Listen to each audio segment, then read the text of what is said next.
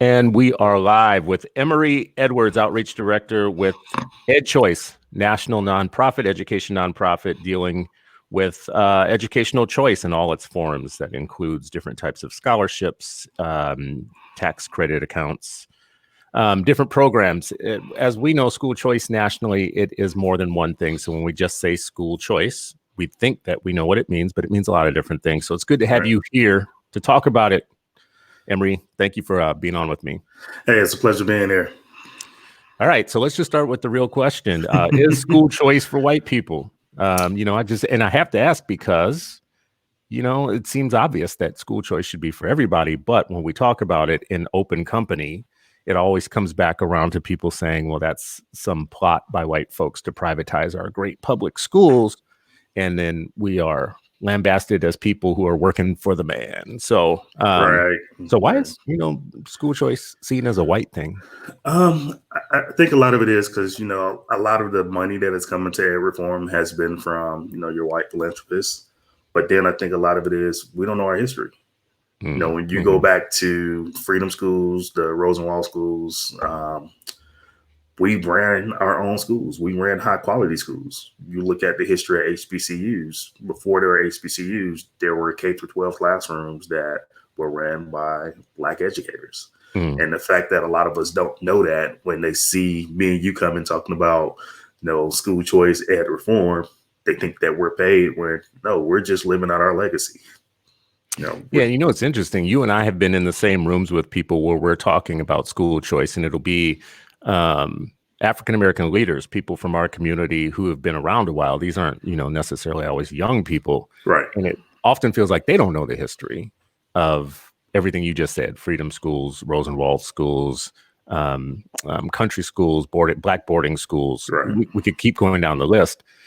And they have the same response for you and me, which is, y'all just trying to destroy our great public schools. I mean, why? Why is that so common?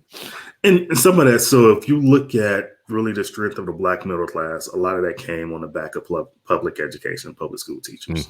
So a lot of it is, hey, this is all we know. Let's maintain the status quo. A lot of it, especially for legislators, is money and influence. A lot of their money for funding campaigns comes from teachers union. So that's why we hear a lot of that same rhetoric. And some of it, I think, is fear. I can remember I think we're in a room, we had a conversation and somebody said, I don't have time to experiment with my kids now. And me and you kind of looked at each other. It's like, well, experimentation is actually better than the status quo that they have now. So you're rather letting them stay in where they are now versus trying something new. And that person just kind of had a puzzled look on their face. And I think that's kind of some of that fear is, I don't know what this could be. So at least I know what's happening now. I know how to deal with that. If you have power and influence, you can navigate it. So I think a big piece of it is something that Curtis Valentine said to me. You have to own your influence, know where you are. Like with my kids, regardless of what school they're in, they'll be okay. We know principals. I know school teachers. They're going to be all right. But there are a lot of people that don't have that same, influence, same access that we have. And those are the people that we have to fight for and speak up for. And a lot of times our leaders aren't doing that. When I hear people say that, though, like, hey, my kids are going to be good anywhere. I think part of that is still because you're going to make choices. Yeah. Like, you're not going to put them in the most jacked up situation in the most jacked up school in your city. I generally find that people that are against school choice are people that have their own kids in safe harbor. Right. I mean, the safe harbor of a decent public school or district school. They're certainly not, let's just put it this way, they're certainly not putting their kids in the worst performing schools in their cities. Oh, definitely. Right. I mean, there are some people that are, I'm a universal guy. There are some people that are so against vouchers, but they send their kids to private school. And when you say universal guy, let's just say what that is. When you say you're a universal guy. So I believe that parents should have the ability to send their kid to whatever school is best for their kid. And that the funding stream policy from a standpoint should be able to support that decision. Yeah. So, we have a ways to go to get there. There are some states that have policies enforced where parents can really exercise choice, but in most of our cities, most of our states, you can't. So universal choice, school choice, are the people who are for every kind of way of giving parents, and route out like the, education savings accounts like you have in Nevada, or Right. you have very specialized voucher systems or whatever. But we have halfway choice people who are just for charter schools, Yeah. are just a little bit more than charters, maybe a scholarship here or there for bullied kids or kids with special needs, but not the big thing. How do you feel about the fact that, when you take your child and you take your child's per pupil money out of a district system, you are leaving that district system without that, 11 to who knows, $22,000 that they would normally be getting. How do you respond to the idea that you're defunding public schools by pulling your kid out? I mean, technically, that district is no longer educating my kids, so why should they still receive money for them? So, I mean, I think there's some broader conversations around policy and school funding that the general public doesn't understand because we don't talk about it. One of the things that I always try to do whenever I'm hosting a convening is, be openly candid. Hey, let's throw everything out on the table. And yeah, I understand if we start having a surge of kids actually leaving some of our traditional district schools, we may have to close some schools. That's not necessarily a bad thing. If we actually ensure that we are running districts efficiently, we have the right amount of schools, we have, the right student to teacher ratio, some of these things will balance out. But what's important is that parents are truly the ones that are making the decision about where their kid goes to school at. Yeah, Ray Ankrum, my homie from Eight Black Hands, has a comment here. He said, it's not their money. The money follows the child.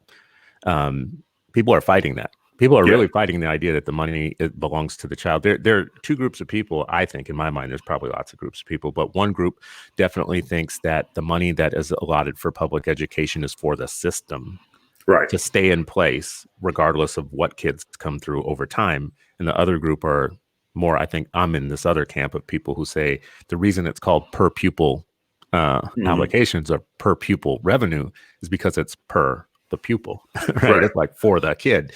Literally, it's for the kid, and where they go should follow.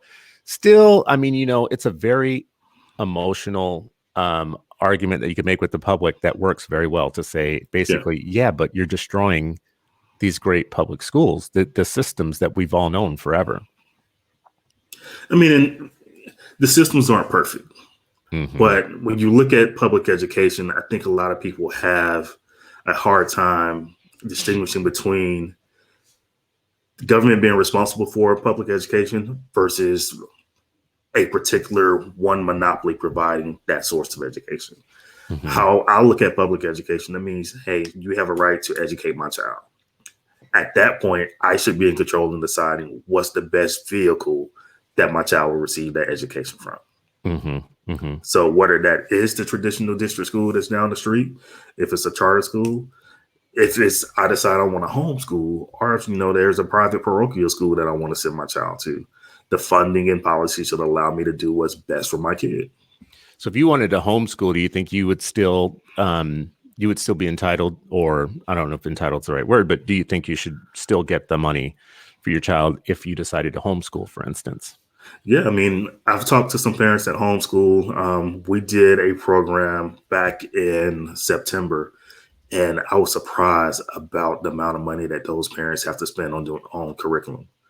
Most of them was like, you know what, I can't afford to actually buy curriculum. I'm still paying taxes to fund, our traditional district school. But like, I really take 3 weeks out of my summer to sit down and write a curriculum for my child for the year. So imagine if those families actually had access to that per pupil head count or those per pupil funding to actually go out and buy curriculum and be able to pay for additional things that will support their kids being homeschooled. Zakiya says, yes, we should get support for homeschooled kids. And Ray Ankrum says, I'm with you, Emory Edwards. Shut ish down and turn them into loft conversions and affordable housing for teachers.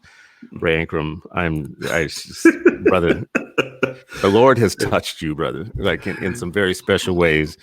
So I actually really believe in homeschooling, and it becomes easier if you have the resources to actually be able to do Right. it. But you know what the first thing people are going to say is, what about the parents that you have to worry about? We hear horror stories sometimes, like homeschooled horror stories. And if everybody was homeschooling, I mean, wouldn't you fear that there would be a lot more bad things happening for kids? I mean, you hear horror stories about everything. I can remember the middle school I went to, the first 2 weeks of my sixth grade year, we had a fight every single day. Mm-hmm, That's a horror mm-hmm, story. mm-hmm, So, mm-hmm. regardless of what vehicle or what type of school they're in, they're going to be horror stories. They're going to be just like they're good schools, they're bad schools, whether it's, traditional districts, charters, private. There always will be some things that we have to deal with. But again, it goes to that parent making the decision what's best for them. If it's a true horror story where CPS needs to get involved, there are ways that CPS can get involved to ensure that that kid is learning what they're supposed to and that kid is being treated right. When you say CPS, Child Protection Services? Yeah. Yeah. Which probably would be a lot more involved if you had more people homeschooling, right? Mm-hmm. I mean, you'd probably get the knock on the door from the government on a pretty regular basis. I know every state law is different, but our state law in Minnesota on homeschooling is pretty restrictive. Yeah. Like you still have to jump through a lot of hoops and do a lot of reporting. It's not just the freedom that we think it is. Right. For Black folks, it is one of the choices that's on the upswing. I mean, what do you think is behind that? Why are more Black families actually, within the last 5 years or so, seeing homeschooling as viable? I mean, I think it's some of the progression of our culture. A lot of us are trying to get back to our roots. A lot of us have wanted to see our culture actually taught in a better light. And we know that that's not always going to happen in your traditional district. It may not even happen in a charter unless it's a specially charter school that's set up for that purpose. Mm-hmm. So those parents are saying, hey, I can homeschool my kid. I can assure that they're safe because they're with me all day. And I can instill the values in them that I want them to know and want them to learn. So I think that's why you're seeing that rise.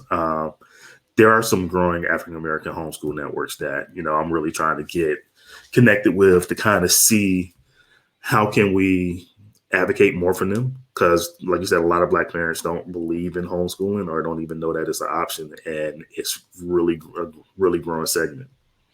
Zakiya says Black people are tired of racism killing our children's spirits in these schools. And I do believe I've read something multiple times that says that the number one driving force of homeschooling, Black homeschooling, is not for academics, and it's not just for behavior issues or any of that stuff. It's literally Black parents attempting to shield their kids from institutional racism. Yeah. I mean, especially depending on what part of the country you are, what neighborhood you're in, you can send your kid to a top A-rated school, and that kid will have an experience that could be terrifying for them, just for the simple fact, they're may deal with some teachers who have biases against them. And like you said, that's why some parents are saying, hey, I don't want my kid to grow up in an environment. I will do what's best for them, and I have the ability to do it. Martiza says, sad, but the foster care system will be exploding the longer children are out of schools. This is a point that I've raised multiple times. It's really important to me to keep making, because I'm having a little bit of a forward thought that we might see an explosion of foster care kids. If you have so many African Americans, especially women, who are overpopulated in highly feminized, low-end work in the United States, which is it's a true thing. We have on purpose sequestered a group of people at the low end of the employment ladder. They are more vulnerable to this pandemic that we're having right now. Right. And if that person gets sick, you have lots of children in their houses who have to go somewhere. Right. And I'm starting to forecast, not even forecast. We should really just pay attention to the fact that we might have a big foster care situation on our hands later. Now, when you think about something like school choice and you think about like foster care, that's a real world problem. Yeah. And people want to know that whatever policy you're pushing has some real world benefit or applications. I had Jeannie Allen on earlier this week, who is a big supporter of school choice. My question for her was just, is it even still viable to talk about school choice at a time when schools are closing down and everybody's home right now. What do you think is the utility of even talking about school choice right now with schools being shut down? I mean, I think it's even more important to have the conversation because we're in a e-learning environment where some kids are actually truly learning and some are not. Um, and we actually do have virtual schools. Mm-hmm. So there may be parents that did not know that was a choice, and now here's a time that we can have this conversation of saying, hey, here's a true online virtual school that has a true e-learning program that's already set up. They're not trying to convert to one. They're not trying to install one in 2 or 3 weeks. So here's an option that you may have moving forward for your kid if this truly works out for them. I'm sad that we've seen some states block families from actually being able to enroll in a virtual school right now because we're in this pandemic. And there are states like Pennsylvania and others that really are literally fighting to keep kids out of virtual schooling, even at a time when they're, at a time when they need some form of schooling. Right. They're literally fighting to keep them out of it. Yeah. I mean, and that's sad. Who just brought you something, man? I love somebody just to bring me some coffee. Where's mine at? I'm sitting up here with instant coffee, and you sitting over there having good coffee delivered to you. She knew I was probably finished with this one by now. See. Marriage is a good thing for people, brother. Let me just say, shout out to marriage. Yes. Extended families. This is Ray Ankrum talking. Extended families. People need to have plans for their children. I think that nowhere is that more acute than within Black families or families that are poorly served by the main system. Let me ask you a question. This is more of a philosophical question. When you think about school choice, are you more in it for the freedom of families to do what they want, or that you think it's a better avenue towards outcomes and better achievement? I'm more about the freedom of families. Outcomes and achievements, whatever school, whatever type of school you're in, they're always going to be a struggle. Regardless what the policy is that we put in place, regardless how expansive choice is or how restrictive choice is, you're always going to have good providers and bad providers.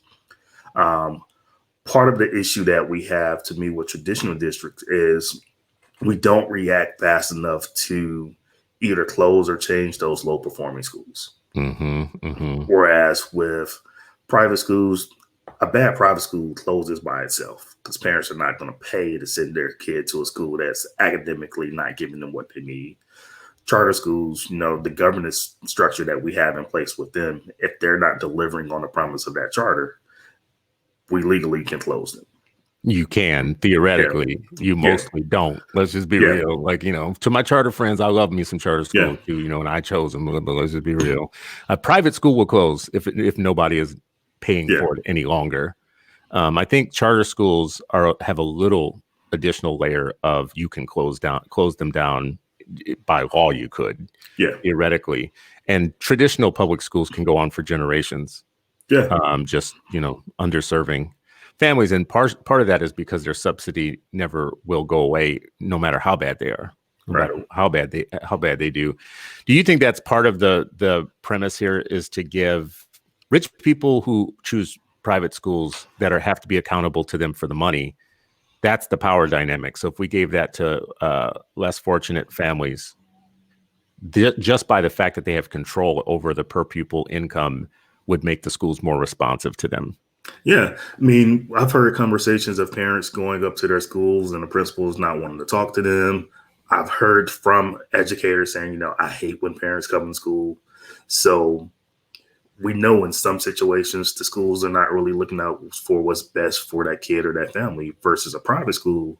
When you walk in with that tuition check, you have a right to sit down and talk to that principal and talk to that teacher because you directly are paying their salary. And if you pull your check away, that's going to affect what that school can actually do. So I think, like you said, until we give that same power to parents in traditional schools, you're still going to have some of that disconnect. You mentioned earlier Black homeschool co-ops or collectives, something I'm very interested in right now. You don't have to just homeschool. There are other ways to take your kids and collectively as a community educate your kids. Janiyah Coleman, I believe, Janiyah, I hope I'm saying your name the right way. Shoot me a message if I'm saying it wrong. But Janiyah Coleman Ask how far fetched is it for Blacks to start national homeschool co-op organizations? I think that's the next piece of this movement. If that happens, you will start to see some things really change. Because I went to this workspace education. I went to their campus up in Connecticut, and I was in awe.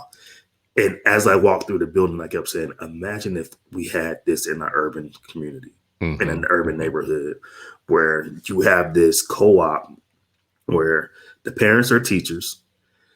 They teach whatever they want. So you have business leaders from business parks that are coming over and teaching. I think the kids have like over 100 different classes they could pick from. Is that a mostly white one, or is that an African-American one? It's mostly white.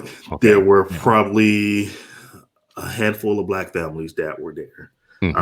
But it just made me think of the power that we could have in our community if we could imagine seeing something like that. Now, what hurt me the most was I left from there, had a couple conversations with people and said, hey, this is something that you could imagine. And most of them couldn't see it happening. And I think that's what stops our progress when you look at what we could truly do from a homeschool co-op, micro schools, or even building to where you have a co-op between charter schools working together. I'm going to drop it into the notes here. I always mention this. This African-centered vegan homeschool that was started in New York, I believe the Bronx, by a New York City public schools educator and his wife, who got other families involved. And now they have this vegan, Afro-centric school that's a homeschool collaborative, and the kids grow the food, they eat the food, they're in a peaceful environment every day. Their family members and extended family members are part of the staff. Everybody takes, they rotate responsibilities. I'm going to drop this in our comments for people to see, because I think what you just said is interesting in that we have to show people what's possible. Right. You went to Connecticut, you saw that in Connecticut. And I don't think people will believe in anything until they can actually see it and touch it. I do want to get to another comment here from Stephanie Hope. Stephanie says, of course, Black parents want the vouchers. You're choking their local public schools. So what say you? Are you, Emory, are you literally going out and choking a school? Brother, you're pretty powerful, man. Of course not. But I think so. A lot of us don't really look into the finances of schools. We always think, hey, they need more money. They need more money. We have to really actually make sure that our schools are running efficiently. If you have a building that is built for 4,000 kids that has 1,500 kids in it, there's some considerations, there's some conversations that need to happen. Can we consolidate? Can we make sure that this money is being spent more effectively, more efficiently? And a lot of times that's not happening. So that's why you see a lot of our schools so-called choking or stressed out for money, because we have districts that were built for cities or built for communities that had 60,000 kids that only have 20,000 kids now, and they haven't right-sized. So when you look at major corporations, they right size. We need our districts to start doing the same thing. And I think you won't see as many districts choking as per se. I just dropped something into the comments for people to see. It's a CPS data. I think it's Chicago Public Schools data that they had showing that hundreds of their schools were underutilized, which basically strikes to what you just said. You have schools that are built for 4 or 5 times the number that they have. Over time, parents have abandoned those schools. And the only way that you can truly, no one's starving your schools, I guess, is my point. Right. The real starving is start putting your kids back in the schools that are the least sought out in your district, and we won't even have this conversation, right? Like white fight, and then Black middle class flight, and brown middle class flight, and all the flights of the flights. You don't get to pull your kids out of worst public schools and then, talk about how we're starving the public schools, because nothing fully funds a school like a student, right? Like, so put your student back in. Don't talk me to death. You put your kids back in the worst performing public schools. I'll follow you at some point when things get better, but I'm not going to be first. You go ahead and do that with your kids while you're having a good time supporting these schools. Zakia says, yeah, but because of gentrification, Black people are being pushed out in cities like Chicago. Now, this is a very interesting situation. It is.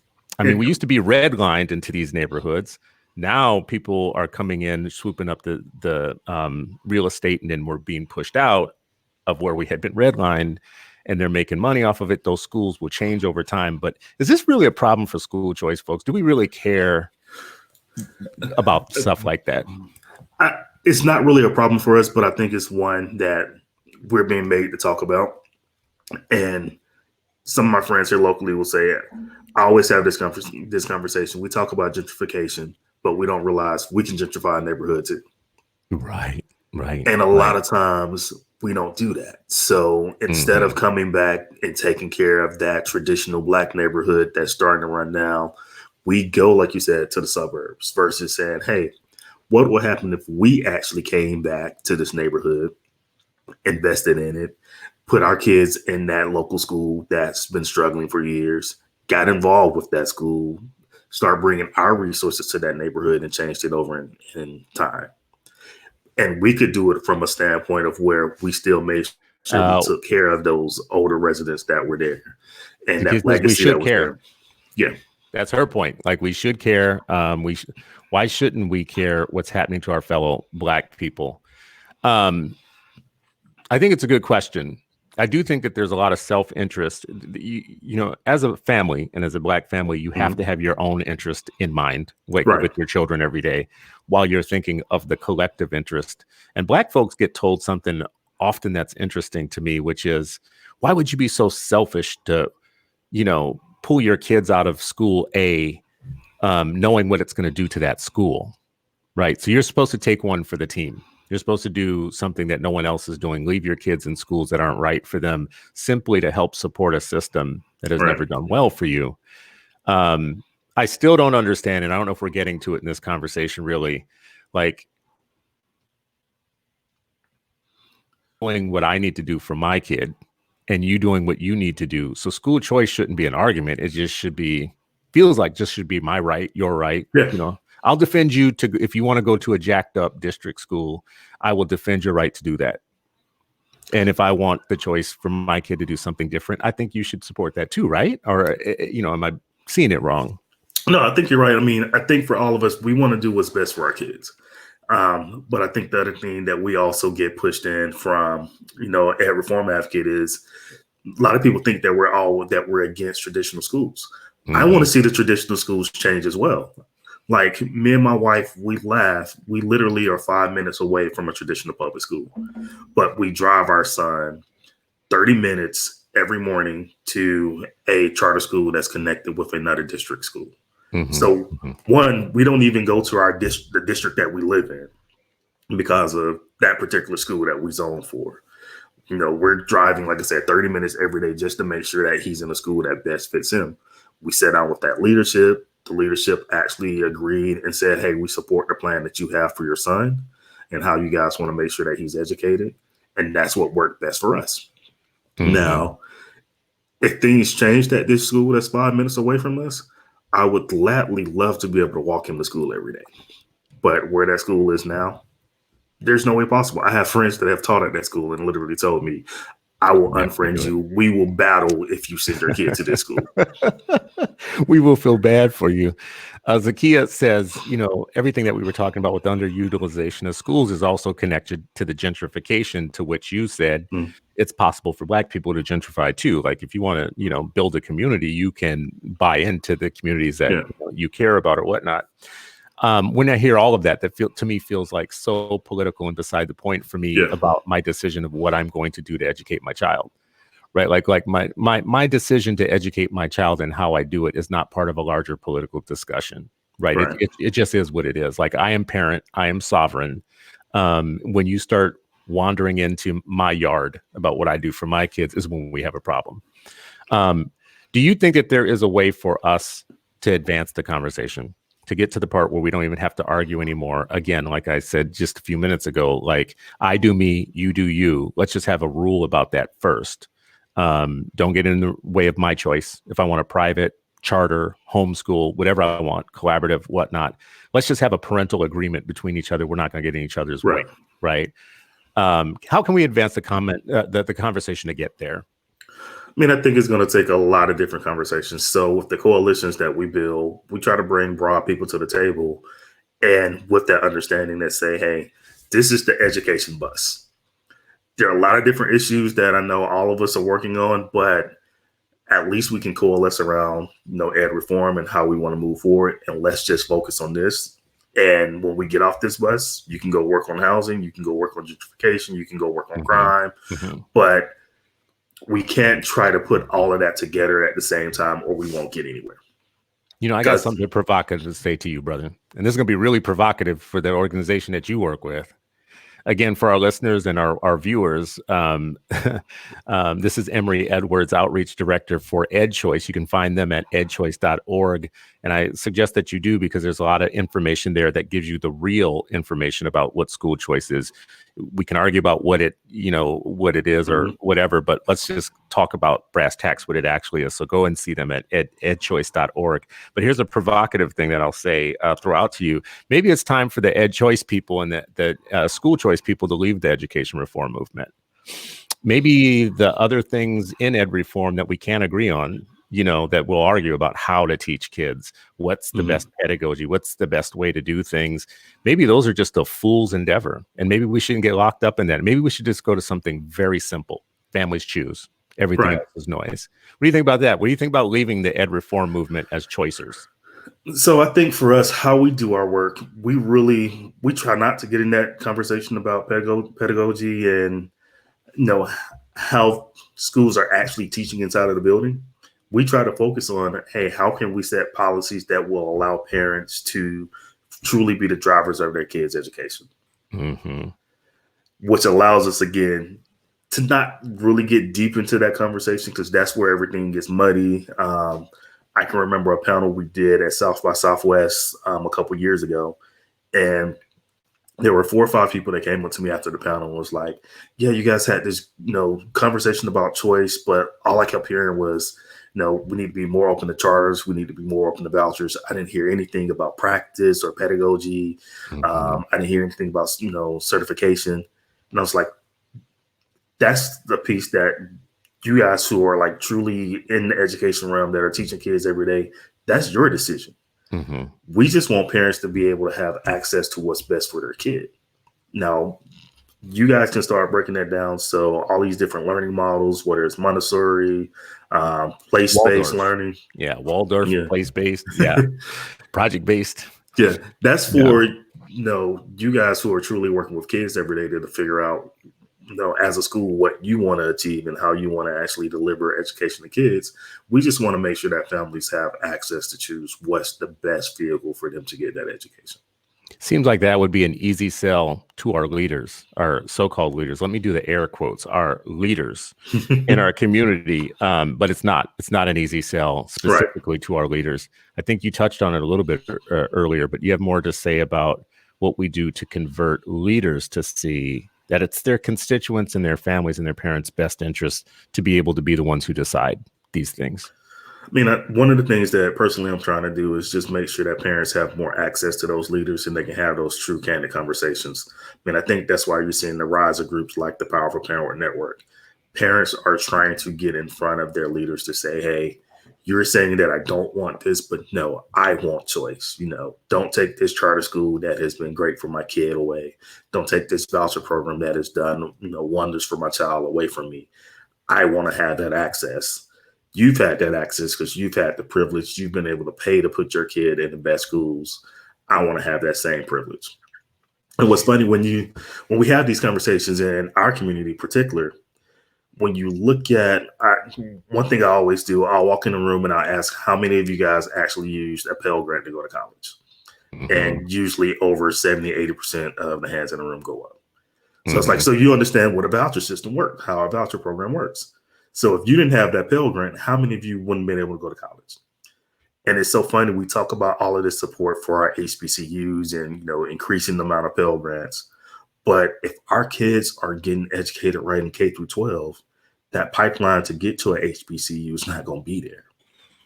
And HBCUs, I think, are a good model and a good example. I don't know why we don't have K-12 versions of them, but Right. you could call them segregated. Well, we shouldn't have any segregated schools, but you don't say that about HBCUs. They're private. Many of them are private. Well, we shouldn't privatize education. Well, you don't say that when it comes to HBCUs. Why would K-12 be any different in all of this? Years ago, and this is along the lines of our air quote leaders again, years ago, the Heritage Foundation had put out a report that showed how many people in the Black Congressional Caucus had their kids in private schools, and it was the majority.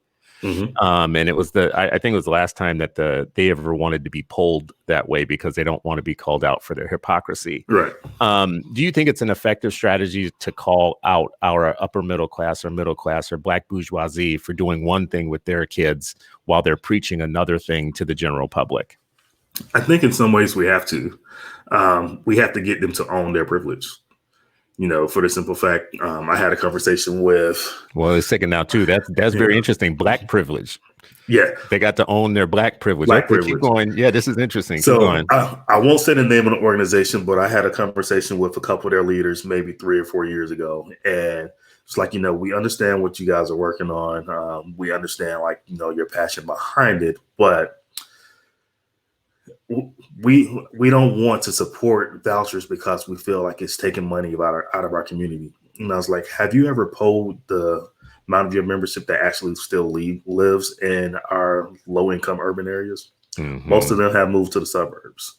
Have you polled how many of them actually send their kids to elite private schools? When you say most of them moved to the suburbs, you're talking about who? That particular organization. Okay, gotcha. Okay, yeah. And then I asked him, was like, where do you send your kids? And when he named the school, I was like, yeah, that's one of the top private schools in that metro area.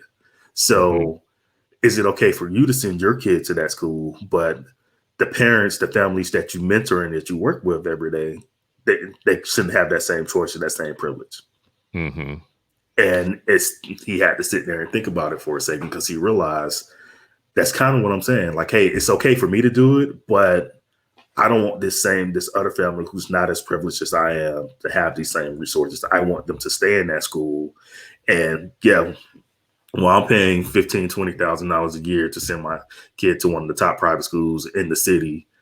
I'll come volunteer and read to your kid at, this D or F performance school that's in the inner city. And while I maybe doubled my mortgage to get that better school sometimes too.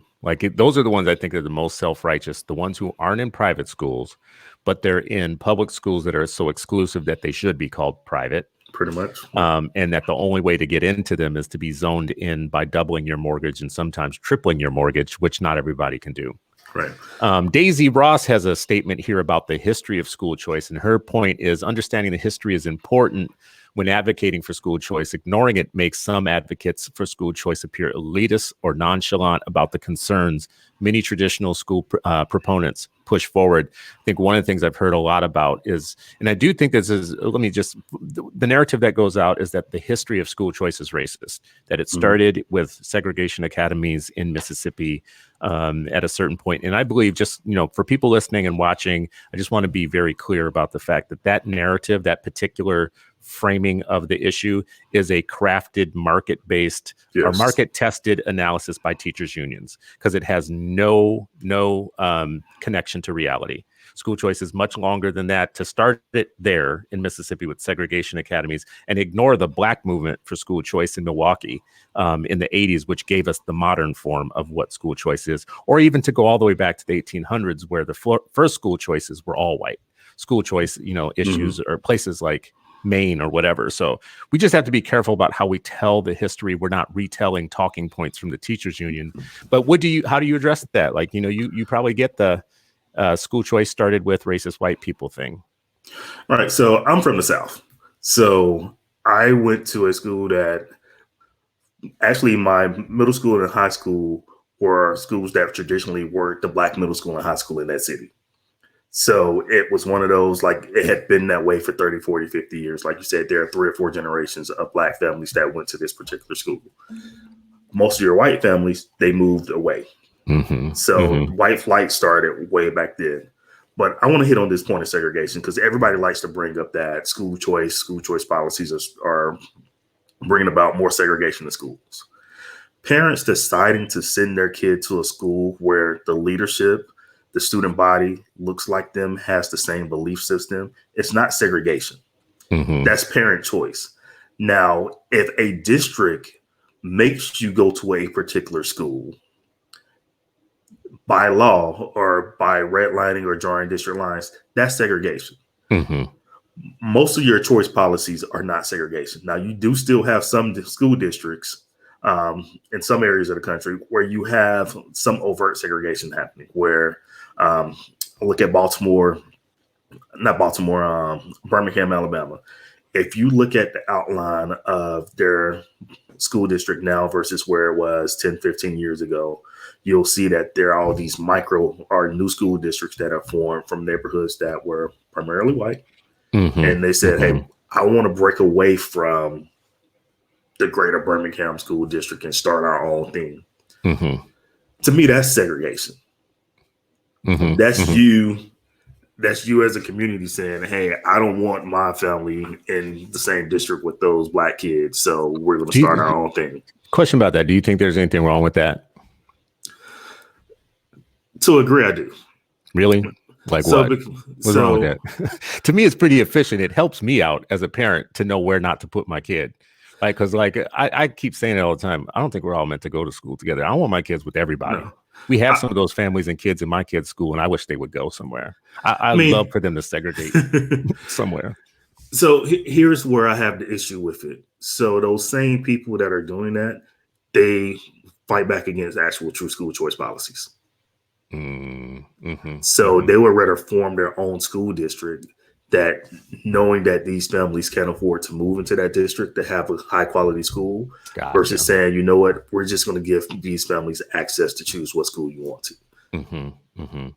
So you don't like the part where that's interesting, like, because they're defeating the school choice now by creating something exclusive that you can't get into.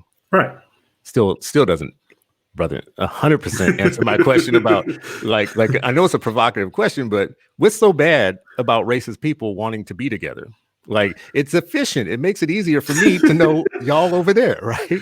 Like, and like I laugh about that because I say, the difference from living in the South and living in the Midwest.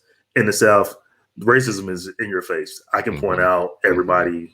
If I encounter somebody who's racist, I know right up front, versus in the Midwest, it's kind of that subtle, what are you going to say once you leave out of the room with me or I'm not around? What type of conversations you have? So I agree to that point. And yes, I do think, there's some particular people that I wish we could just lump them all in one community, one neighborhood, and they always stay together and we not have to interact with them. But, unfortunately, that doesn't help our society because, those closed-minded people, they need to interact with other people as well. Because at some point in time, those kids will become closed-minded adults. And I'm not even going to get into our current state of politics in Washington right now. Yeah. So I think that's kind of why we're there.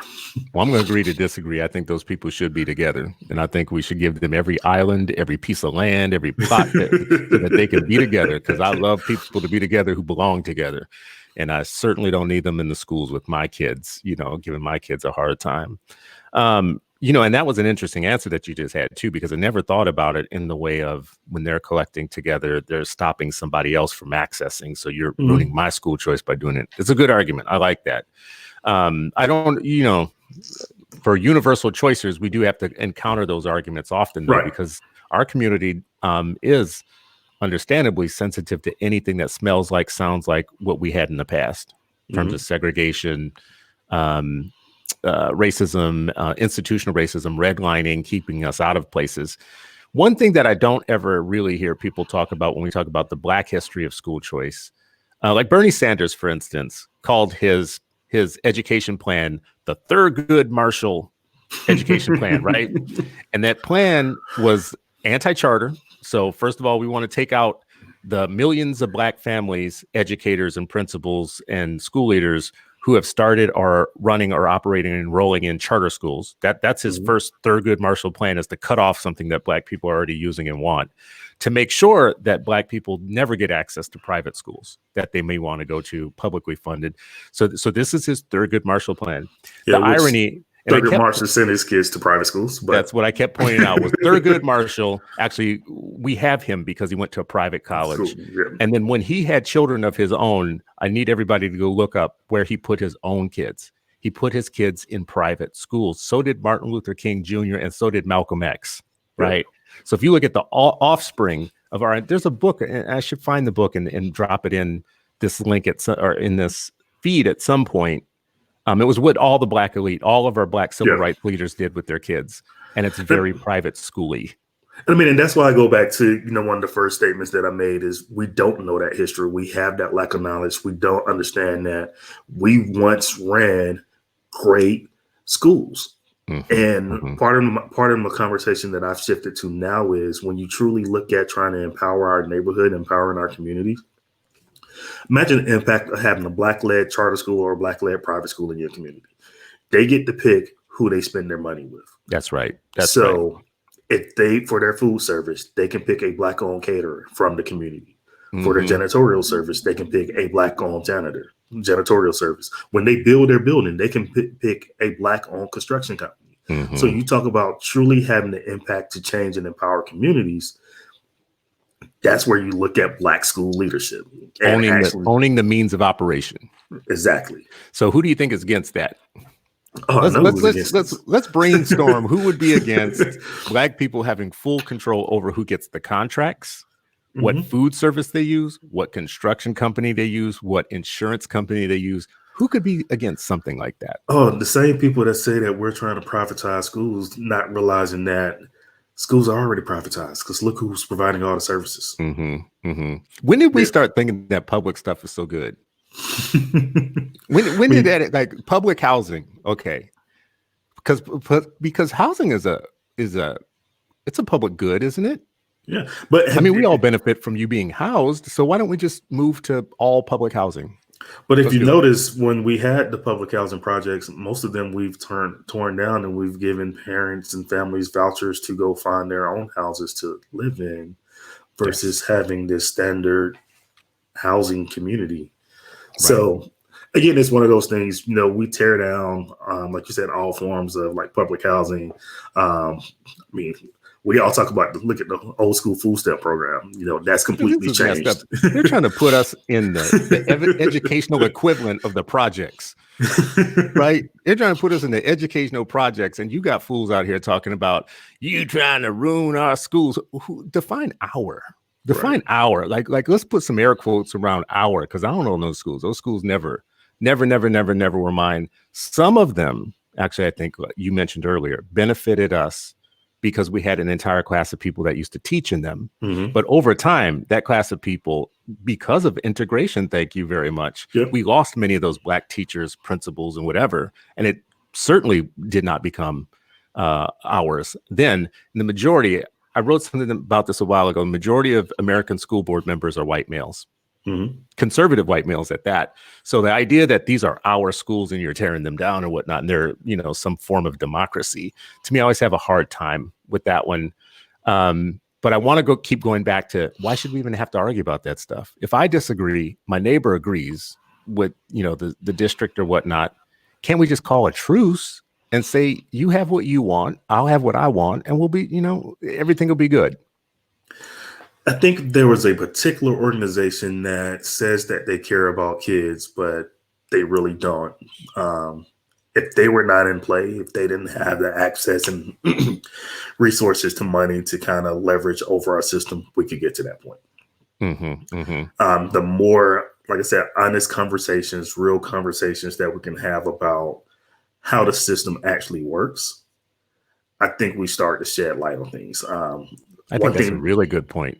We're not having the honest conversation about how it's actually working now. We're just talking politics. Yeah. I love that. That's a really good point. I mean, I've actually sat down with some groups and, we've looked at the teacher's contract and how it truly outlines, hey, when they can be in the classroom, how many hours a day they have to be here. And I've challenged them. I was like, if you have kids that are coming into the school or coming into grade levels that are 2 and 3 years behind, how do you think you're going to catch them up? You have to spend additional time. So if this contract has outlined that they only can be in this building X number of days, you're never going to catch those kids up. Yeah, what you just said is super provocative. Anybody listening to this, watching this, who hears this in the future, please pull your local teacher contract, take a look at it, and ask yourself how you match that against the needs of the students in the schools. So it kind of goes back to one of your hashtags that you've been using a lot lately. What's in it for the kids?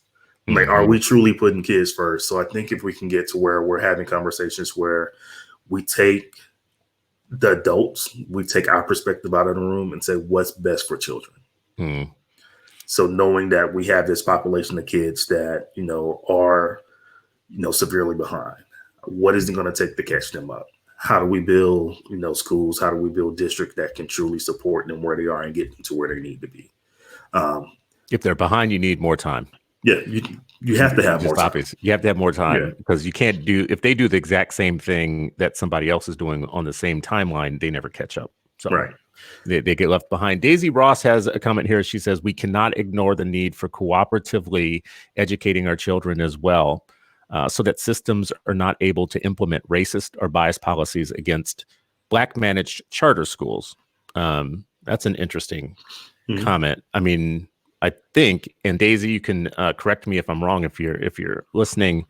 I think that what this comment means is that no matter what choices we have or system that we use, if we are not working together and staying alert and acute, any of these systems could be racist. Charter schools can have racist things put on them like anybody else could. I mean, when you look at some of the charter process right now, the fact that you have some school districts that have to approve a charter.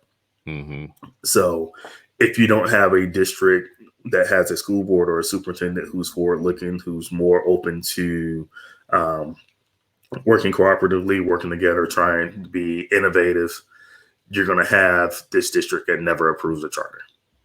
Or they're going to put so many restrictions on that charter that it's hard for that school to be effective. So again, there's a lot of policy stuff that, it's boring. Me and you, we love policy with policy wonks, but a lot of people don't like having those conversations and they don't understand how that works.